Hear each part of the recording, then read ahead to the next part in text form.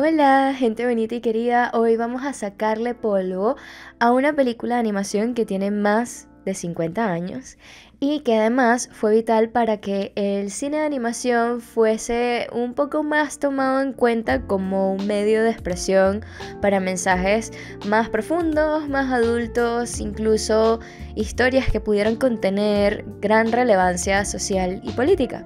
Entonces, antes de empezar, como siempre, me presento. Yo soy Karuta Ixeira, la profesora y creadora de la Escuelita de Guión, y estamos hoy en el 16º episodio de nuestro podcast. Ahora, la película de la que les voy a hablar hoy es una historia de ciencia ficción llamada Planeta Fantástico, porque ni siquiera me voy a atrever a decir el nombre en francés. Aquí les dejo es el póster porque es una producción franco-checoslovaca de 1973 que está dirigida por René Laloux y escrita por él mismo junto a Roland Topor. Por favor, no se espanten con esta descripción que les di. Les prometo que esta película es fantástica, es todo un viaje. O sea, independientemente si quizás no conectan tanto con la historia, es una película bellísima. O sea, tiene una animación espectacular, está hecha a mano, o sea, toda la animación es con pasteles. Así que, de verdad, aunque haya dicho franco-checoslovaca, que tiene más de 50 años y todas estas cosas, les prometo que es un peliculón. Entonces, ¿de qué va Planeta Fantástico? A simple vista y antes de meternos en el análisis, es una historia centrada como en segregación y esclavitud. Vamos a ponerlo así primero que nada, pero vamos a hablar es de la historia como tal. Tenemos el planeta Igam, donde habitan dos especies, o sea, conviven, entre grandes comillas, dos especies. Están los Oms, que es el nombre que llevan los humanos en esta película, y los Drags, que son estos alienígenas de piel azul y ojos rojos que vemos en el póster.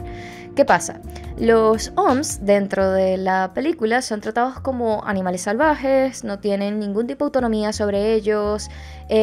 aparentemente tienen poca inteligencia y deambulan por el mundo buscando como un cobijo en algún sitio. Porque por el otro lado están los Drags, que estos aliens tienen como capacidades intelectuales y espirituales que van muchísimo más allá de lo comprensible para los humanos de esta película, que son como más parecidos a una cucaracha que a cualquier otra cosa, y justamente de ahí parte gran parte del conflicto de la historia, porque a lo largo de la película nos vamos metiendo como en aguas muy turbias, porque estos aliens básicamente monitorean y controlan el comportamiento de los Oms, porque quieren hacerse cargo como de su destino y le proveen a muy pocos Oms una falsa impresión de libertad, porque algunos de ellos son adoptados y cuidados como mascotas e incluso como bestias que ponen como en un mini coliseo para que se peleen entre ellos, un poco como una pelea de gallos. Y esto lo hacen los Drags porque los humanos son considerados muy por debajo de ellos, son como esto, una plaga, unas bestias que no tienen ningún tipo de derecho. Así que en este sentido la película se va metiendo como con cierto disimulo en temas de autoritarismo y la relación que hay entre el sirviente y su amo. Así que ya hablando un poco de la trama principal, nosotros vamos a ver la vida de Ter.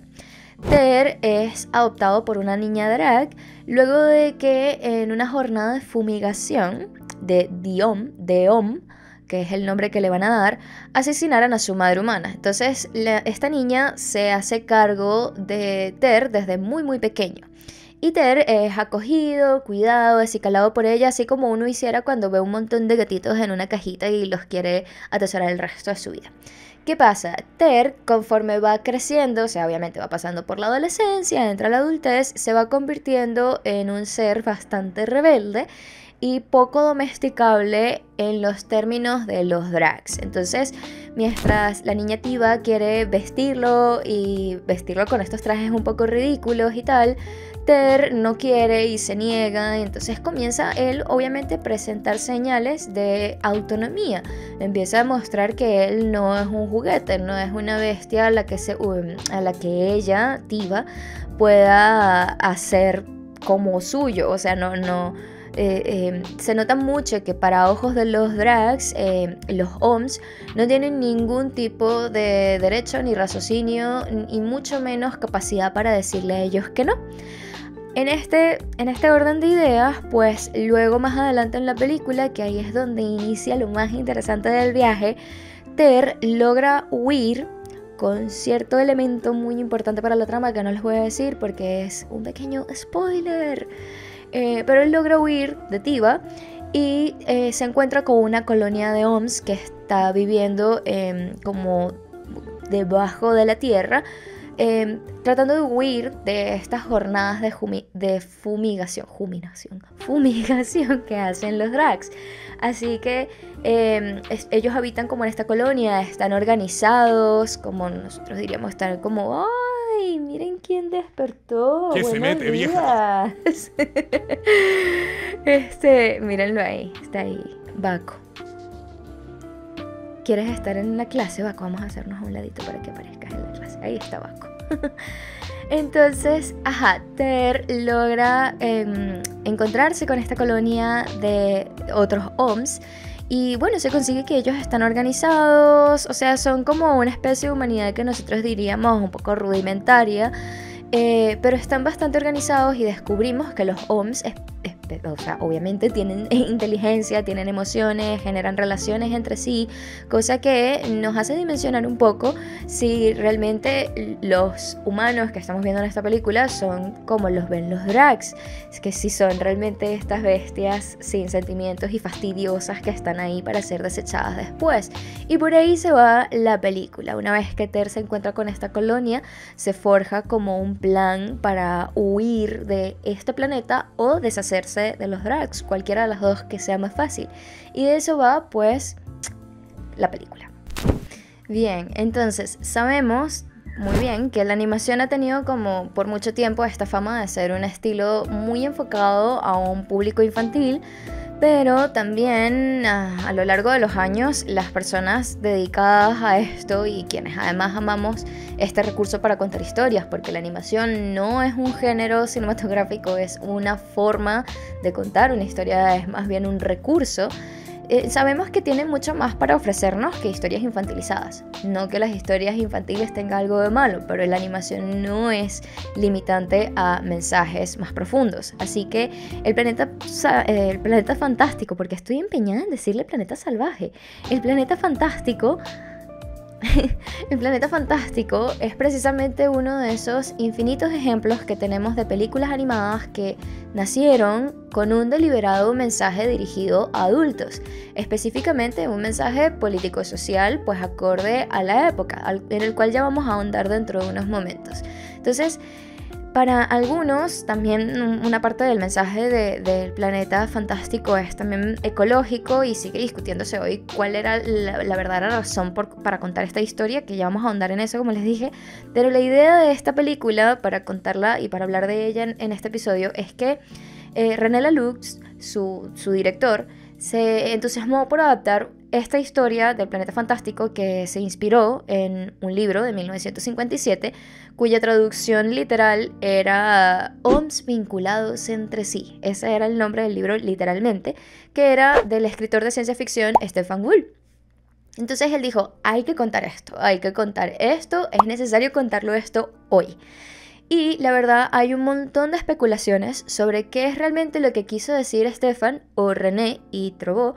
con la historia. Lo que sí estaba claro es que usaron la animación y el estilo surrealista, que bueno, algunos autores dicen que es medio neodadaísta, para mantener el verdadero mensaje de sus obras libre de cualquier tipo de censura, porque lo que estaban muy seguros era que fácilmente iban a censurar Planeta Fantástico si se sabía de qué iba, porque estaba enfocado en un régimen autoritario. Sin embargo, mucha crítica aseguraba que el Planeta Fantástico era una manera de exponer a la Unión Soviética y los métodos que utilizaba la Unión Soviética. Y de hecho esta hipótesis nace porque durante la producción de la película se hubo una pausa abrupta porque a finales de los 60 hubo una invasión soviética en Praga, o sea, en Checoslovaquia. Y se cree que este evento, esta invasión, llevó a que los artistas de la película no solo detuvieran la producción por esto, sino que además dijeran, hay que darle un enfoque político más fuerte porque estamos viviendo esto en carne viva y no podemos dejar que esto pase desapercibido. Entonces, la película tardó 4 años, tardó 4 años en terminarse, y además fueron 4 años en los que solo 25 personas se dedicaron a animar esto en pasteles, a dibujos a mano y con el uso de recortes para animar. O sea, ellos estaban usando como una mezcla ahí entre mano alzada, pasteles y también un poco de collage. Entonces la idea es que la producción de esta película le demostró a varios festivales, específicamente el Cannes, que la animación era un recurso perfecto que, bien usado, podía ocultar mensajes usando metáforas, alegorías e imágenes que a simple vista no podían como señalarse que era un discurso para una cosa o contra de otra cosa, o hablando de una gente o diciendo cosas sobre otra gente, y así el equipo del Planeta Fantástico consiguió esquivar la censura soviética e incluso recibió premio especial del jurado en el Festival de Cannes para el momento en el que salió. No había absolutamente nada en la película que pudiera ser usado en su contra, y eso fue fantástico porque aunque estuviesen refiriéndose a las prácticas del gobierno, a las prácticas de la Unión Soviética, incluso se cree que estaban hablando también de la Alemania nazi, pues no podían censurarla porque estaba tan bien armada, estaba tan bien escondido el mensaje que no podían decir, no, esto fue incitación al odio, no, estos están hablando mal de fulanito. No podían hacer absolutamente nada contra la película, y eso fue una ganancia enorme para ellos. Y pues eso es una de las principales cosas por las cuales la animación es tan preciada como un recurso, como un medio de expresión artística dentro del cine, porque en realidad podemos utilizar este medio para justamente elaborar símbolos, metáforas, alegorías que se refieran a otros temas que quizás la audiencia va a decir, esto suena como un poco familiar, esto creo que lo he vivido, pero no sé, esto le está pasando a unos seres humanos chiquititos y a unos aliens gigantes azules con ojos rojos. Entonces quizás esta obra de teatro no es sobre nosotros. Entonces eso fue como uno de los más grandes aportes que dio esta película y que se siguen usando hoy en el cine, que muchas veces vemos pelis que están hablándonos de contenidos sociales y políticos muy densos, y cuelan un poco, o sea, como que al principio no parece que están diciendo lo que realmente están diciendo, ¿no? Pero ¿qué dice esta película y por qué tenía que esconderse tanto? A ver, vamos a como recapitular un poco, sin spoilers, todo lo que sucede o algunas de las cosas más importantes que suceden en la película. Los drag se levantan como una raza que es la más intelectual, la que tiene la conciencia más desarrollada, la que tiene gran saber y es poseedora y deliberadora de los recursos de su planeta. Su poderío sobre Egan, el planeta, segrega completamente a los Homs, los deja a un lado, los deja totalmente olvidados en colonias bajo tierra, porque son plaga, porque son vistos como seres sin criterio, sin ingenio, sin sentimientos, seres por los que no vale la pena sentir ningún tipo de empatía. Son meras bestias que se reproducen y están por ahí estorbando, fastidiando, que de vez en cuando sirven como mascotas y aparte de vez en cuando sirven ahí a veces como para ponerlos a hacer una pelea de gallos, ¿no? Entonces, partiendo de ahí vemos como esta dinámica de poder bastante grande, basándose en que los drags son mucho más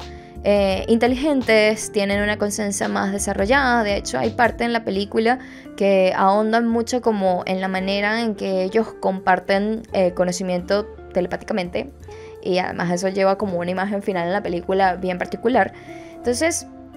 En esta primera lectura que podemos hacerle a la película, pudiéramos decir que están reflejando como la relación que nosotros mismos tenemos con nuestro planeta, que muchas personas ven nuestro planeta y lo conciben como, bueno, nosotros somos los más inteligentes, somos los chivos que más mean, entonces nosotros somos los seres vivos que tienen el permiso para hacerse de todos los recursos y de la vida de otros seres porque somos más inteligentes y ya. Y nosotros nos haremos de este espacio como nos dé la gana y los otros seres vivos se tienen que acoplar a las consecuencias del uso de nuestros recursos. Esa es una primera lectura bien antropológica que se le ha dado, pero también, por otro lado, otra un poquito más densa, un poquito más atada a la historia de la película, es que hay una escena, que les voy a dejar por acá la referencia de la escena, en la que hay una asamblea entre los drag. Y en esa asamblea se plantea la viabilidad de un proyecto llamado DEOM. Este nombre era como una forma de edulcorar el exterminio o la fumigación para impedir que los humanos se sigan reproduciendo y ralentizar, bueno, su capacidad de reproducción y de multiplicación y además mantenerlos controlados, que sean poquitos. Y básicamente estaban hablando de ustedes saben, y además hacen uso de gas tóxico dentro de la película para eliminar a los OMS. Entonces es particularmente familiar este método. Así que la película con esto, o sea, con esta escena en cuenta, básicamente estaban utilizando todas las herramientas metafóricas y alegóricas disponibles para dirigirse a las masas y decir, ¿ustedes de verdad creen que esto está bien? Y a lo largo de la historia, los drags y los OMS se encuentran como en varios enfrentamientos. Hay varios momentos en los que se hace referencia casi directa sobre estos regímenes autoritarios. De hecho, también hay otra escena en la que los drags están como metidos en burbujas, desde las cuales ven todo desde arriba, no solo como reforzando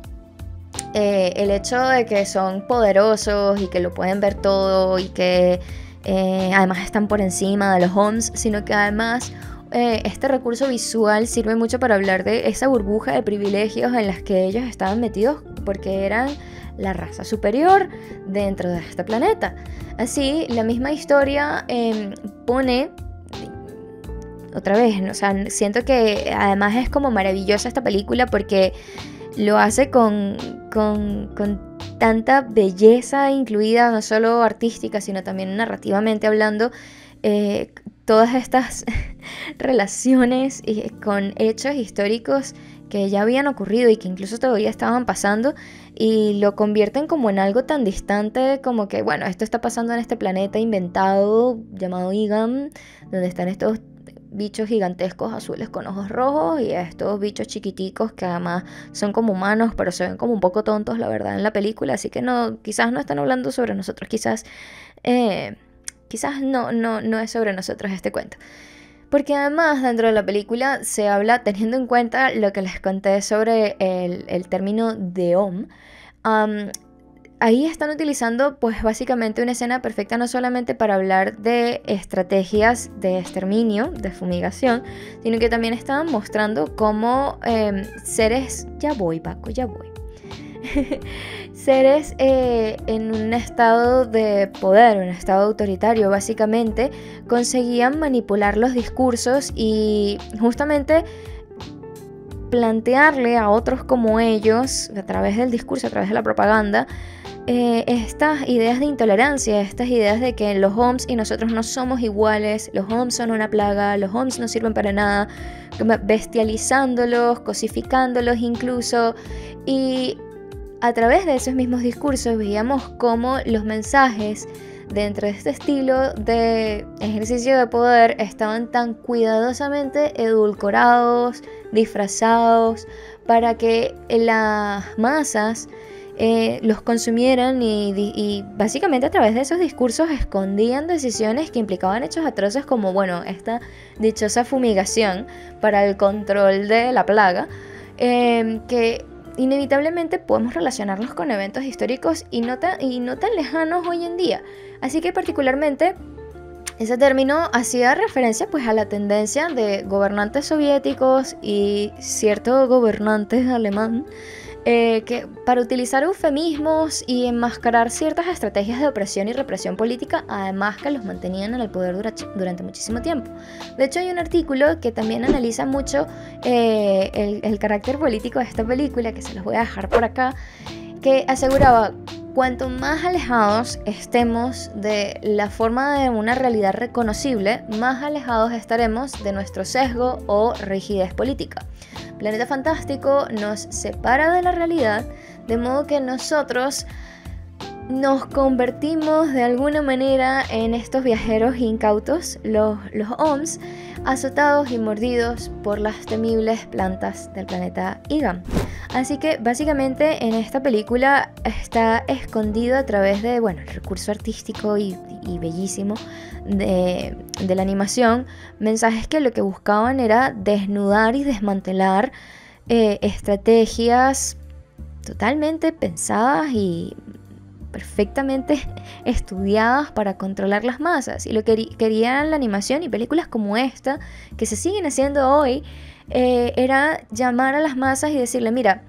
te voy a contar esta historia sobre estos humanos chiquiticos, que quizás no se parecen tanto a ti, pero que están sufriendo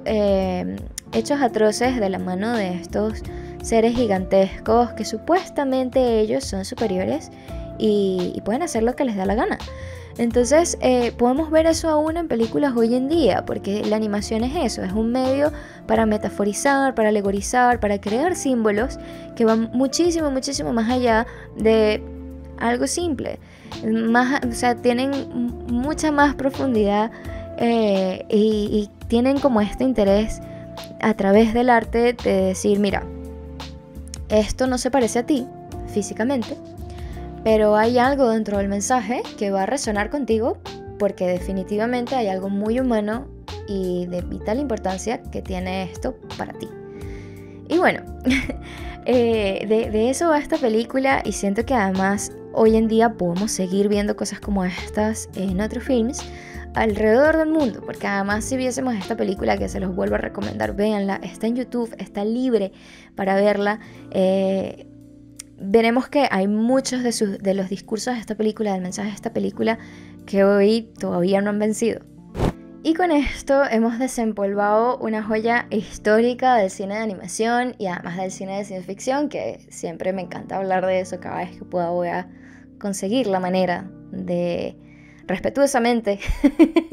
poner por acá algo de ciencia ficción, porque así ahondamos un poquito más en la importancia de mantener como este estilo de expresión del séptimo arte, no solo de ciencia ficción sino de animación, que es el tema de este mes. Pues así como el Planeta Fantástico abre tantísimo espacio para la interpretación, que todavía a lo largo del tiempo se sigue comentando todos los múltiples mensajes que pudiera tener, también lo podemos ver en obras como Belladonna of Sadness, La tumba de las luciérnagas, Mi vida como un calabacín, Nimona, incluso el mismo Pinocho. No estamos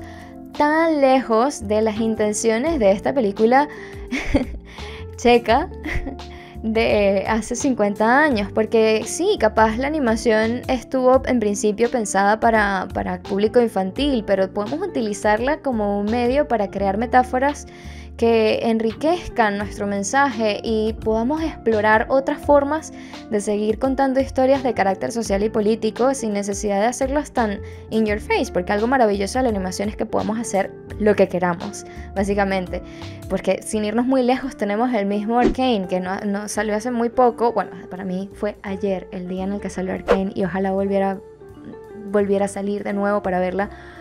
por primera vez, pero podríamos hablar un montón de esta película o de Arcane, sobre todas las atrocidades que se cometen a lo largo de la historia. En el caso del Planeta Fantástico, enfocado pues en la Unión Soviética, en el Holocausto. Si por otro lado todavía pudiéramos tener en cuenta esa advertencia que nos hizo sobre las consecuencias de explotar nuestros recursos y tratar a los otros seres vivos como bestias o como plagas, cuando no es así, y poco a poco pudiéramos convertir nuestro mundo en una tierra muy árida y vacía. O quizás es todo lo anterior lo que lo hace más densa y muchísimo más difícil de interpretar, pero a fin de cuentas, y como siempre aprendemos aquí en la escuelita de guión, el cine como buena expresión artística es no se va a limitar a un solo mensaje, pues las personas a las que les estamos hablando con nuestras historias y que las leen o que las ven, pueden crear sus propias interpretaciones, y eso es también lo que hace tan rico ver películas o leer, porque podemos navegar y entender un poquito más las complejidades de vivir en este mundo que a veces es tan difícil, que es tan complejo, que es tan difícil ser adulto, que además es tan difícil lidiar con todos los eventos históricos que han ocurrido. Así que nada, espero ya para cerrar que se animen a ver esta película o a hacerle rewatch si ya la vieron. Y bueno, nos vemos en el próximo episodio, nos vemos en diciembre para hablar quizás posiblemente de Stranger Things, porque ya nos vamos a despedir de Stranger Things, así que ya veremos qué hablaremos de esta película en un próximo episodio. Quizás, tal vez no. Chao.